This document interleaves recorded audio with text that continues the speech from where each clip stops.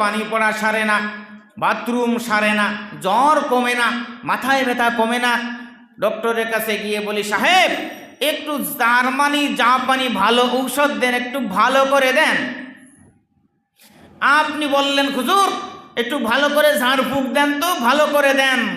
সব উলামায়ে কেরাম, সব ঝাড়ফুঁকওয়ালারা, ইমাম সাহেবরা, খতিব সাহেবরা, হুজুররা একটা সূরা পড়া আপনার ছেলেকে ফু দেয়, কোরআনে কারিমের সেই দামি সূরা, সূরাতুল ফাতিহা। কিন্তু আপনার সামনে জোরে জোরে পড়ে না আলহামদুলিল্লাহ রাব্বিল আলামিন রহমানির রহিম, ঠুস বলে, ও হুজুর এত সহজ একটা ঔষধ আমনে দিলেন, এ তো আমি পড়বার পারি। মনে মনে যা দিলাম।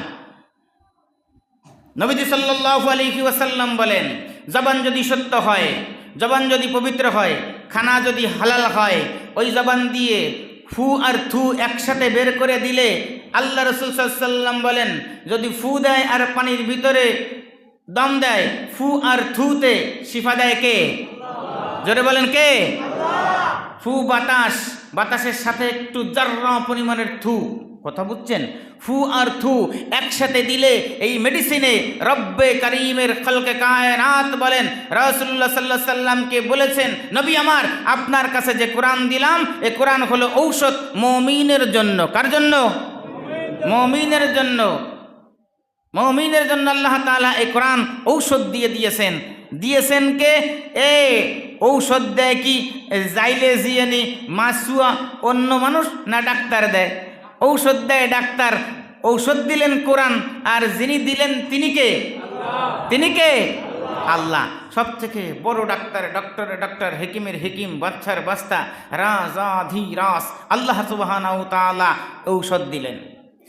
আমার ভাইরা, আমার বন্ধুগণ, এবার আসব, আল্লাহ তাআলা ফেরেশতা বানালেন। কত কোটি কোটি মিলিয়ন মিলিয়ন ফেরেশতা বানালেন। এই ফেরেশতার আকার ইঙ্গিত বলতে গেলে অনেক লম্বা হবে। এক একজন ফেরেশতা এত বড়। অন্য সময় আপনারা শুনেছেন, বিভিন্ন সময় এই ফেরেশতাদের ভিতরে আল্লাহ তাআলা 7 জন ফেরেশতাকে কোরআনে হাদিসের ভিতরে উল্লেখ করেছেন সব থেকে বড়। একজন হলেন হযরতে জিবরাইল, একজন হলেন মিকাইল, একজন হলেন ইসরাফিল, আর একজনের নাম সহজে মানুষই বলতে চায় না, মানুষের নামও রাখতে চায় না। বুঝে থাকলে বলে।